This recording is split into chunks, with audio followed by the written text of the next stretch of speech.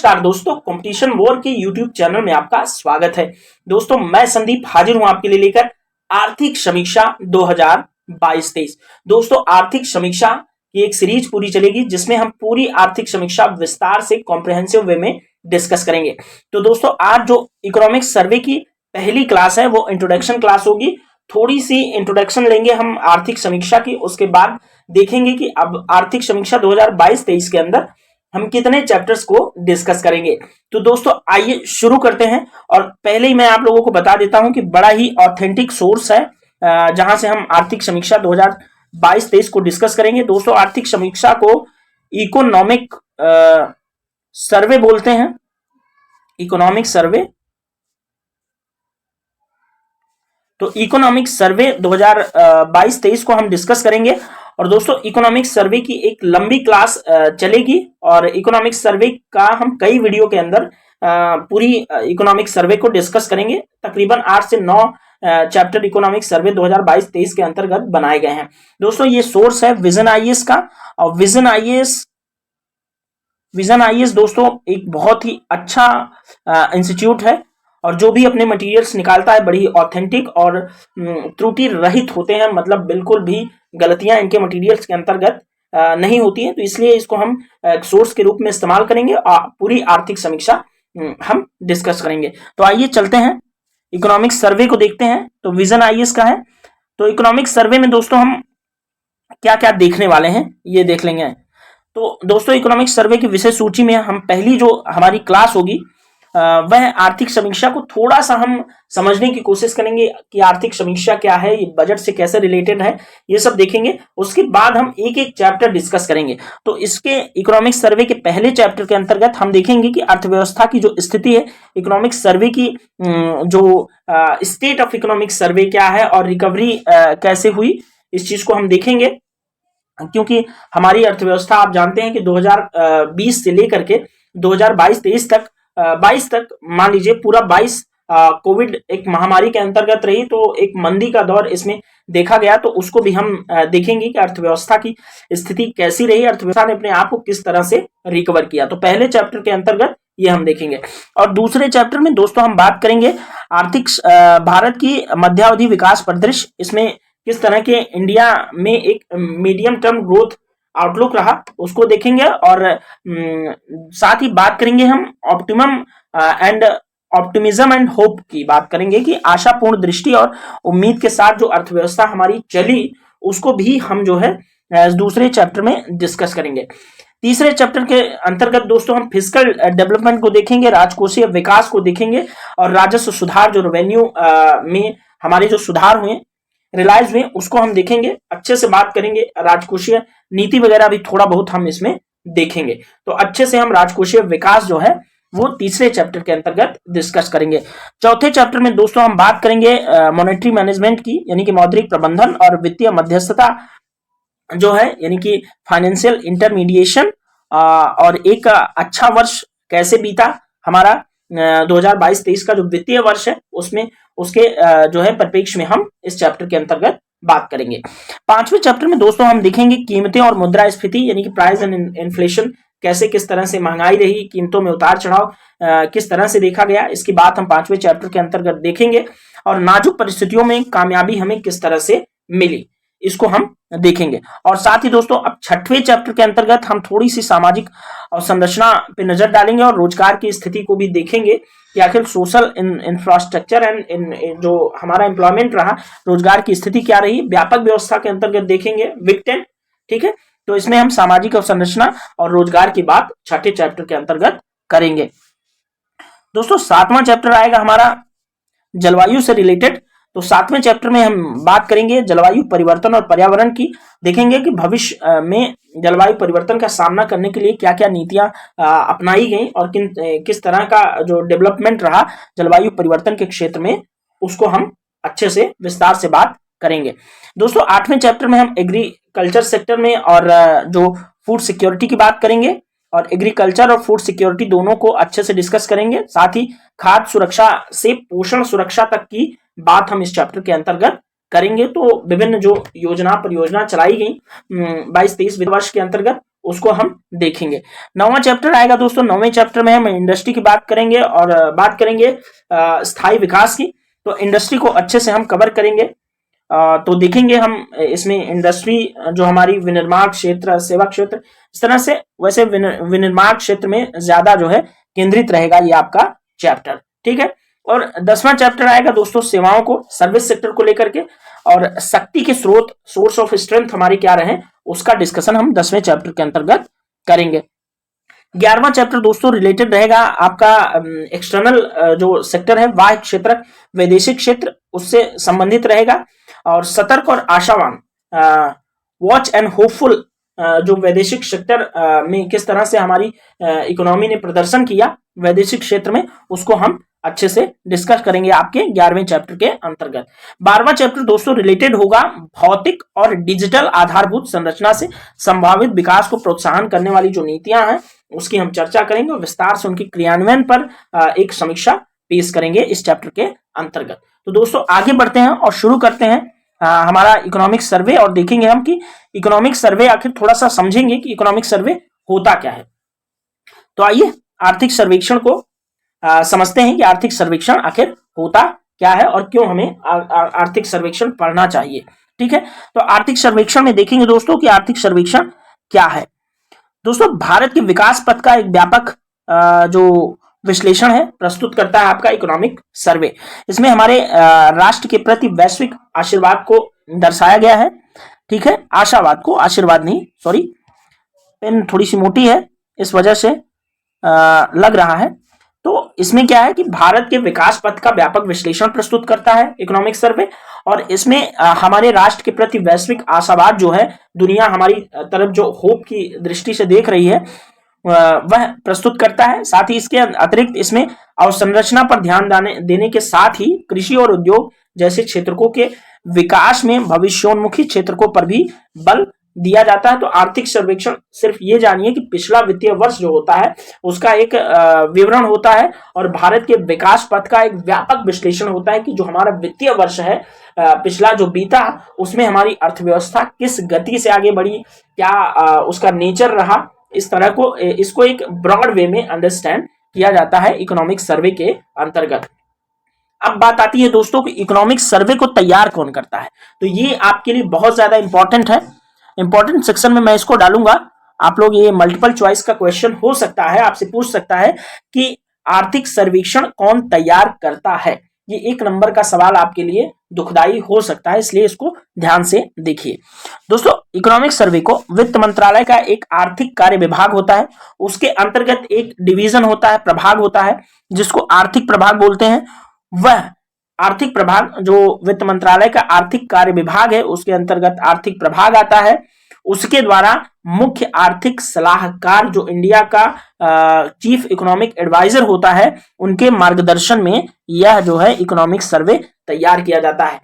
फिलहाल मुझे तो मालूम है कि इंडिया का चीफ इकोनॉमिक एडवाइजर है कौन, ये मुझे मालूम है, लेकिन आप लोगों से मैं सवाल करता हूं कि भारत का मुख्य आर्थिक सलाहकार कौन है, इसको आप लोग बताएंगे।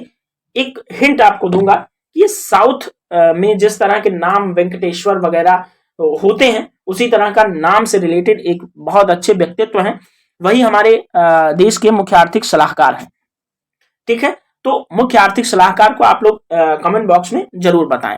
तो आप लोग ध्यान रखना कि आर्थिक कार्य विभाग होता है वित्त मंत्रालय का, उसके अंतर्गत एक आर्थिक प्रभाग होता है। आर्थिक प्रभाग जो है जो हमारा मुख्य आर्थिक सलाहकार देश के होते हैं उनके मार्गदर्शन में इकोनॉमिक सर्वे तैयार करता है, ठीक है। अब इकोनॉमिक सर्वे दोस्तों बजट से कैसे संबंधित होता है, इसको देखेंगे कि प्रस्तुति और तैयारी। इकोनॉमिक सर्वे जो होता है वह बजट प्रस्तुत किए जाने के 1 दिन पहले पेश किया जाता है, ठीक है। आप इसको याद रखना कि जो इकोनॉमिक सर्वे आर्थिक सर्वेक्षण होता है वह बजट पेश किए जाने के 1 दिन पहले ही प्रस्तुत कर दिया जाता है। दोस्तों बजट के नीतिगत परिप्रेक्ष्य की बात करें तो वित्त मंत्रालय के एक प्रमुख दस्तावेज के रूप में आर्थिक सर्वेक्षण अर्थव्यवस्था के सभी पहलुओं को शामिल करते हुए विस्तृत सांख्यिकीय डेटा पेश करता है, ठीक है। दोस्तों जो हमारा इकोनॉमिक सर्वे होता है, आर्थिक सर्वेक्षण होता है, वह देश में वार्षिक आर्थिक विकास का एक सारांश, एक समरी प्रस्तुत करता है कि एक वर्ष में आर्थिक विकास किस तरह से हुआ, साथ ही अर्थव्यवस्था की लघु एवं मध्यम अवधि की संभावनाओं को रेखांकित करता है। ठीक है, और आगामी वर्ष के बजट से पहले इसे संसद में पेश किया जाता है। तो आप लोग याद रखना कि इकोनॉमिक सर्वे क्या है कि बजट के एक दिन पहले पेश किया जाता है। ठीक है दोस्तों, जो इकोनॉमिक सर्वे होता है भारतीय अर्थव्यवस्था के लिए एक आधिकारिक मार्गदर्शिका होती है। ये एक मार्गदर्शन प्रदान करता है, गाइडेंस का काम करता है, और आमतौर पर यह केंद्रीय बजट के लिए एक नीतिगत परिप्रेक्ष्य का जो है व्यू प्रदान करता है। ठीक है, तो इकोनॉमिक सर्वे के बारे में इतनी जानकारी आपको पसंद आई होगी और ये आपको लाभान्वित जरूर करेगी आपके परीक्षा के अंदर। ठीक है दोस्तों, आगे चलेंगे, देखेंगे आर्थिक परिदृश्य।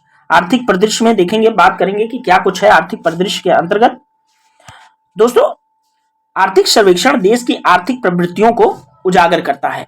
ये आर्थिक सर्वेक्षण का काम है। आर्थिक सर्वेक्षण में क्या होता है ये आप लोग ध्यान रखना कि आर्थिक सर्वेक्षण देश की आर्थिक जो प्रवृत्तियां हैं, नेचर है, उसको उजागर करता है, इकोनॉमिक नेचर को। और ये प्रवृत्तियां संसाधनों को जुटाने के प्रयासों और बजट में उनके आवंटन में वृद्धि को प्रेरित करती हैं। ठीक है दोस्तों, तो आर्थिक सर्वेक्षण का आप लोग मूल उद्देश्य काम याद रखना। दोस्तों, आर्थिक सर्वेक्षण कृषि और औद्योगिक उत्पादन, बुनियादी ढांचे यानी कि आपका जो अवसंरचना होती है, बुनियादी ढांचा होता है, और रोजगार, वित्त की आपूर्ति, व्यापार, विदेशी मुद्रा भंडार यानी कि फॉरेक्स रिजर्व, और अन्य जो प्रासंगिक आर्थिक कारकों के रुझानों का एक विश्लेषण प्रस्तुत करता है आपके सामने इकोनॉमिक सर्वे। ये सभी कारक बजट को प्रभावित करते हैं कहीं ना कहीं। ठीक है दोस्तों, यहां पर ना एक तुलना पेश की जा रही है। जो हमारा पुराना आर्थिक सर्वेक्षण यानी कि वित्त वर्ष 2021-22 का था, उसका एक केंद्र बिंदु पेश कर रहा है, और 2022-23 का जो आर्थिक सर्वेक्षण आया है उसका एक, इन दोनों के बीच में एक तुलना प्रस्तुत की जा रही है। ये तुलना आप सबके लिए बहुत ज्यादा एग्जाम के पॉइंट ऑफ व्यू से लाभदायक होगी, इसको देखेंगे। आइए पहले 2021-22 का जो आर्थिक सर्वेक्षण था उसका केंद्र बिंदु देखेंगे क्या है। 2021-22 का जो केंद्र बिंदु है आर्थिक सर्वेक्षण का, वह क्या है कि अत्यधिक अनिश्चितता की स्थिति में नीति निर्माण की कला और विज्ञान, पहला पॉइंट। और इसमें क्या रहा, इसमें नीति निर्माण के लिए एक वैकल्पिक तरीका प्रदान किया गया है। इसमें क्या है कि वाटरफॉल फ्रेमवर्क अप्रोच जो है, यानी कि पारंपरिक रैखिक दृष्टिकोण से आगे बढ़ के एजाइल अप्रोच को अपनाया गया। यानी कि आगे बढ़ के इसमें क्या किया गया कि इसके अंतर्गत पारंपरिक जो 2021-22 के अंतर्गत जो आर्थिक सर्वेक्षण है उसमें क्या किया गया कि नीति निर्माण के लिए एक वैकल्पिक तरीका प्रस्तुत किया गया। अब तरीका क्या है, इसमें जो पारंपरिक रैखिक दृष्टिकोण था यानी कि वाटरफॉल अप्रोच थी, उससे थोड़ा आगे बढ़े त्वरित दृष्टिकोण यानी कि एजाइल अप्रोच की तरफ ध्यान दिया गया। तो दोस्तों, जो आपका वाटरफॉल फ्रेमवर्क था यानी कि पारंपरिक रैखिक दृष्टिकोण जो था वह क्या था, इसमें क्या होता था कि मुद्दों का एक अग्रिम विश्लेषण होता था, विस्तृत योजना निर्माण और अंत में सूक्ष्मता से कार्यान्वयन शामिल होता था। ठीक है, तो आपको जो वाटरफॉल जो अप्रोच है, वाटरफॉल अप्रोच वो ये है, इसको ध्यान में रखना है, बहुत ज्यादा इंपॉर्टेंट है। वाटरफॉल अप्रोच पूछ लेगा आपसे, तो एग्जाम के अंतर्गत आपको बताना पड़ेगा कि वाटरफॉल अप्रोच में मुद्दे का एक अग्रिम विश्लेषण, विस्तृत योजना निर्माण और अंत में सूक्ष्मता से कार्यान्वयन शामिल था। ठीक है, और अब आते हैं एक एजाइल फ्रेमवर्क की तरफ। एजाइल अप्रोच क्या थी कि त्वरित दृष्टिकोण, फीडबैक लूप, वास्तविक परिणामों की रियल टाइम निगरानी, लचीली प्रतिक्रियाओं, सेफ्टी नेट बफर्स पर आधारित होता है आपका क्या, एजाइल अप्रोच। ठीक है, ए। तो एजाइल अप्रोच और वाटरफॉल अप्रोच दोनों आप लोग अच्छे से तैयार कर लेना, और ये आपका इंपॉर्टेंट चीज है। ठीक है, अब आते हैं हम आर्थिक सर्वेक्षण 2022-23 का जो केंद्र बिंदु रहा उस पर थोड़ी सी बात करते हैं। इसके अंतर्गत क्या रहा कि भारतीय अर्थव्यवस्था का लचीलापन, इसके विकास स्तंभ और परिवर्तनकारी सुधारों से कमतर विकास परिणाम। ठीक है, तो ये एक नेचर रहा आर्थिक सर्वेक्षण का 2022-23 में। नेचर का ये एक दृष्टिकोण है क्योंकि ये पिछले वर्ष का था। तो पिछले वर्ष में भारतीय अर्थव्यवस्था का लचीलापन, इसके विकास स्तंभ और परिवर्तनकारी सुधारों से कमतर विकास परिणाम देखा गया। ठीक है, तो यहाँ ये 2023-24 का जो आर्थिक सर्वेक्षण है यहाँ ये बात प्रस्तुत करता है। अब इसके अंतर्गत क्या तीन प्रमुख बातें रही, तीन प्रमुख बिंदुओं को देखेंगे 22-23 का जो आर्थिक सर्वेक्षण रहा उसमें। पहली बात इसमें यह इस बात पर प्रकाश डालता है कि अर्थव्यवस्था में अस्थायी आघातों के कारण, यानी कि जो परमानेंट नहीं थे आघात, उनके कारण सरकार द्वारा किए गए परिवर्तनकारी सुधारों के बावजूद प्रतिफल जो रहा वो अपर्याप्त हुए। ठीक है। और दूसरी बात थी, हालांकि वर्तमान दशक में मध्यम अवधि के मजबूत विकास स्तंभों की उपस्थिति आशावाद और उम्मीद प्रदान करती है। ठीक है। तो एक केंद्र बिंदु दूसरा ये रहा। तीसरा क्या रहा कि महामारी यानी कि कोविड जो था आपका, कोविड कोरोना के इन वैश्विक आघातों, यानी कि वैश्विक आघात भी तो कोरोना से एक इकोनॉमी, जो इंडियन इकोनॉमी थी उसका एक वैश्विक घात तो लगा। हमारा इंपोर्ट एक्सपोर्ट दुनिया के देशों से बंद रहा, उससे हमारे फॉरेक्स रिजर्व में भी काफी दिक्कत हुई। लेकिन तो उसको क्या कहता है कि महामारी के इन वैश्विक आघातों और 2022 में कमोडिटी की कीमतों में बढ़ोतरी, यानी कि जो एसेंशियल गुड्स एंड गुड्स होती थी, जो आवश्यक वस्तुएं, कमोडिटी इसको आवश्यक वस्तुओं को बोलते हैं जो हमारे लिए आधारभूत है। ठीक है। तो कमोडिटी कीमतों में बढ़ोतरी के प्रभावों को कम हानि के बाद भारतीय अर्थव्यवस्था आने वाले दशक में तेजी से बढ़ने के लिए तैयार है, यानी कि एक आशावादी दृष्टिकोण, यहाँ ऑप्टिमिज्म अप्रोच पेश करता है आर्थिक सर्वेक्षण 2022-23। कहता है कि जो अभी एसेंशियल गुड्स थे, जैसे कि एसेंशियल गुड्स में क्या आपका तेल हो गया, जो आपका ऑयल है, जो हम लोग जिससे खाना वगैरह बनाते हैं, सरसों का तेल, इनकी कीमतों में कितना ज्यादा बढ़ोतरी देखने को मिली। तो आप तेल को एक एसेंशियल गुड्स में मान सकते हैं, आप दाल को मान सकते हैं, खाद्य पदार्थों को, जो तो इनको एक एसेंशियल गुड्स के अंतर्गत शामिल किया जाएगा। तो इसमें जो 2022 में कोरोना की वजह से वैश्विक विभीषिका थी, इसकी वजह से जो एक उतार चढ़ाव देखने को मिला, तो उसमें कहते हैं कि इसमें भी एक जो है अच्छा, इसमें हानि जरूर होती है भारतीय अर्थव्यवस्था की, लेकिन इसमें आने वाले वर्षों में सुधार देखने को मिलेगा, यानी कि कीमतें कम होंगी, कीमतें संतुलन में आएंगी। ठीक है। आगे बढ़ते हैं दोस्तों। यहाँ पे एक महत्वपूर्ण बात हम ये समझेंगे कि आपको आखिर इकोनॉमिक्स सर्वे पढ़ना क्यों चाहिए। दोस्तों, यह देश के आर्थिक कल्याण का एक समग्र परिप्रेक्ष्य प्रदान करता है।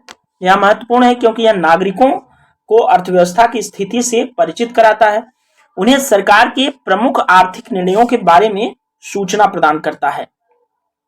साथ ही यह भारतीय अर्थव्यवस्था के प्रमुख क्षेत्र को, जो भी आपका सर्विस सेक्टर, विनिर्माण क्षेत्र, कृषि क्षेत्र और इन सब क्षेत्रों में उनके अंतर संबंधों और समृद्धि के चालकों का एक संक्षिप्त विवरण भी देता है। इस तरह यह अर्थव्यवस्था के सिंहावलोकन के साथ साथ सामयिक क्षेत्रीय विश्लेषण प्रस्तुत करता है। तो भारतीय अर्थव्यवस्था की चित्रात्मक निरूपण भी देखेंगे क्षेत्र में। इकोनॉमी को किस तरह से समझेंगे, जैसे जीडीपी, राजकोषीय घाटा, फॉरेक्स रिजर्व, विदेशी मुद्रा भंडार, ये सब चीजें एक चित्र के माध्यम से हम थोड़ा सा समझेंगे। तो फिलहाल दोस्तों, इकोनॉमिक सर्वे आप समझ गए होंगे कि जो इकोनॉमिक सर्वे होता है वह पिछले वित्तीय वर्ष का, एक पूरे वित्तीय वर्ष की जो है अर्थव्यवस्था का एक विवरण होता है कि अर्थव्यवस्था किस चाल में चली, उसकी गति क्या रही, विभिन्न क्षेत्रों में अर्थव्यवस्था ने किस तरह का प्रदर्शन किया। तो इकोनॉमिक सर्वे को इतना आप समझ गए होंगे। अब थोड़ा सा चित्रों के माध्यम से हम कुछ चीजें, कुछ इंडिकेटर्स देखने की कोशिश करेंगे। दोस्तों, इसमें आपको दिख रहा होगा कि आपका राजकोषीय जो घाटा है वह किस तरह से घटा बढ़ा। तो राजकोषीय घाटा आपके जीडीपी के परसेंटेज में 4.3%, 9.2, 6.7, यानी कि इस समय में 6.4 जो है 2022 आपका 23-24 जो चलेगा, 23 में 6.4% है जीडीपी के राजकोषीय घाटा। विदेशी मुद्रा भंडार की स्थिति क्या है? 2020-21 में विलियन में, अमेरिकी डॉलर में मापते हैं विदेशी मुद्रा भंडार को, क्योंकि डॉलर सबसे बड़ी करेंसी है, सबसे मजबूत करेंसी, तो इसलिए एक पैमाने के तौर पे डॉलर को यूज किया जाता है। ठीक है। तो 2019-20 में जो भारत का विदेशी मुद्रा भंडार रहा वह 478 बिलियन डॉलर था, जो कि 2020-21 में 577 बिलियन डॉलर हुआ। उसके बाद 2021-22 में 607 बिलियन डॉलर। उसके बाद 2022-23 के दिसंबर माह में यह 563 बिलियन डॉलर रहा। तो थोड़ा सा घटा है यहाँ पे 2021-22 की अपेक्षा। 2022-23 में भारत का विदेशी मुद्रा भंडार 563 बिलियन डॉलर रहा, जबकि 2021-22 में 607 बिलियन डॉलर था। तो वो थोड़ा सा घटा है कहीं ना कहीं। ठीक है। आगे देखेंगे जीडीपी में जो वृद्धि रही उसको देखेंगे। दोस्तों देखो, जीडीपी में वृद्धि जो है स्थिर मूल्यों पर परसेंटेज में 2019-20 में 3.7%, फिर 2020-21 में 6.6% माइनस में रही क्योंकि कोविड था इसलिए, और 2021-22 में 8.7% पे रही, और 2022-23 में 7% पे रही, 2023-24 में 6% से लेकर के 6.8% के आसपास रहने का अनुमान 2023-24 वित्तीय वर्ष में लगाया गया है। ठीक है, तो जो फाइनेंशियल ईयर 2023-24 होगा उसमें भारतीय जीडीपी की वृद्धि दर 6 से 6.8% के आसपास रहने का एक अनुमान जो होता है वह प्रस्तुत किया गया है।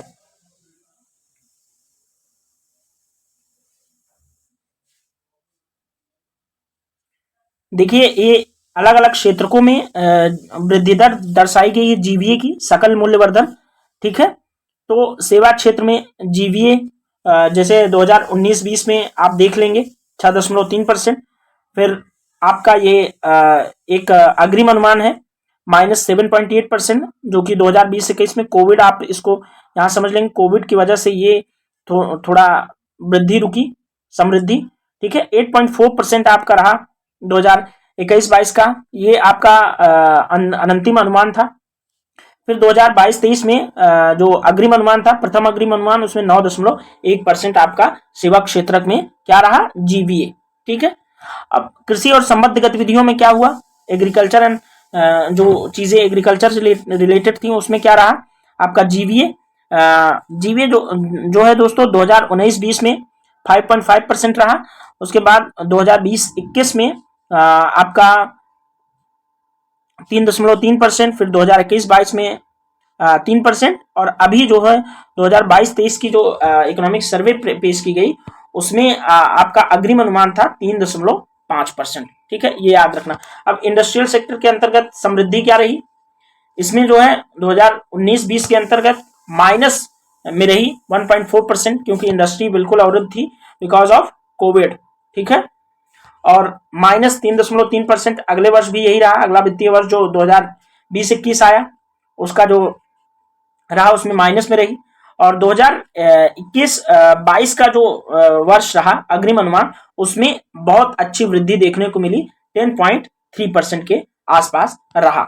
और फिर अगले में 2022-23 में जो प्रथम अग्रिम अनुमान पेश किया गया उसमें 4.1% पर आर्थिक समृद्धि रही। ठीक है दोस्तों, तो ये रहा आज का इकोनॉमिक सर्वे का पहला क्लास। पहले क्लास में हमने थोड़ा सा इंट्रोडक्शन देखा, इकोनॉमिक सर्वे होता क्या है, इकोनॉमिक सर्वे का यूज हमारे परीक्षा के पॉइंट ऑफ व्यू से क्यों होता है ये भी हमने देखा, इसको तैयार कौन करता है ये भी हमने देखा। आपसे एक सवाल भारत के मुख्य आर्थिक सलाहकार के बारे में आपसे पूछा गया है, उसको आप कमेंट बॉक्स में जरूर बताएंगे। साथ ही दोस्तों अब यहाँ से क्या है कि इकोनॉमिक सर्वे की एक जो सीरीज है पूरी स्टार्ट हो चुकी है 2022-23 की, और इसको हम विस्तार से जितने कम वीडियोस में और कॉम्प्रिहेंसिव वे में हमारा कवर हो पाए इकोनॉमिक सर्वे, उसको करने की हम कोशिश करेंगे। अब ये पहला वीडियो इकोनॉमिक सर्वे का आपका आ गया। दूसरा वीडियो आपका पहले चैप्टर से रिलेटेड, जो पहला चैप्टर है, पहला चैप्टर इसमें इकोनॉमिक सर्वे में आपका अर्थव्यवस्था की जो स्थिति है, पूर्ण सुधार, ये आपका नेक्स्ट वीडियो के अंतर्गत डिस्कस किया जाएगा। तो दोस्तों आपको ये क्लासेस कैसी लग रही हैं, और चैनल पर और भी बहुत सारे वीडियोस यूपीएससी या यूपी पीसीएस या स्टेट पीसीएस जो भी हैं उनसे रिलेटेड डाले गए हैं। आप लोग जाकर चैनल को विजिट करें, उसके बाद उसको सब्सक्राइब करें, शेयर करें और ढेर सारे दोस्तों के साथ उसको बांटें। साथ ही दोस्तों महत्वपूर्ण जानकारी ये भी है आपके लिए, जो लोग चैनल पर नए हैं उनके लिए बता दूं कि आपका टेलीग्राम चैनल, जो कंपटीशन वॉर का ऑफिशियल टेलीग्राम चैनल है, उस पर द हिंदू और पीआईबी का न्यूज जो है वो डेली बेसिस पर शेयर किया जा रहा है। तो आप लोग डिस्क्रिप्शन बॉक्स में कंपटीशन वॉर टेलीग्राम चैनल का लिंक दिया हुआ है, उसको आप लोग ज्वाइन करना बिल्कुल ना भूलें, क्योंकि करंट अफेयर्स आपके लिए कितनी महत्वपूर्ण होती है ये भी आप जानते हैं। चैनल पर जो वीडियो अपलोड की जानी है उससे रिलेटेड भी अपडेट्स समय समय पर टेलीग्राम चैनल के थ्रू हम प्रोवाइड कराते रहते हैं। तो दोस्तों आज की वीडियो में इतना ही। अब इकोनॉमिक सर्वे के नेक्स्ट वीडियो के साथ, पहले चैप्टर के साथ हम स्टार्ट करेंगे। तब तक के लिए थैंक यू सो मच।